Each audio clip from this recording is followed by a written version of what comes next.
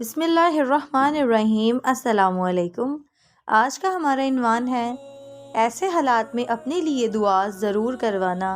حضرت عائشہ رضی اللہ تعالیٰ عنہ فرماتی ہیں، ایک دن حضور صلی اللہ علیہ وآلہ وسلم گھر آئے۔ میں نے دیکھا آج حضور صلی اللہ علیہ وآلہ وسلم بہت خوش ہیں۔ حضور جلدی میں کوئی چیز اٹھا کے جانے لگے تو میں نے راستہ روک لیا کہ میں نے نہیں جانے دینا۔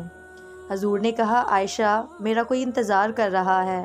اماں عائشہ رضی اللہ تعالیٰ عنہ نے کہا، حضور لوگ تو آئے ہی رہتے ہیں، میری بھی بات سن لیں۔ حضور صلی اللہ علیہ وآلہ وسلم نے فرمایا، اچھا بتاؤ کیا بات ہے؟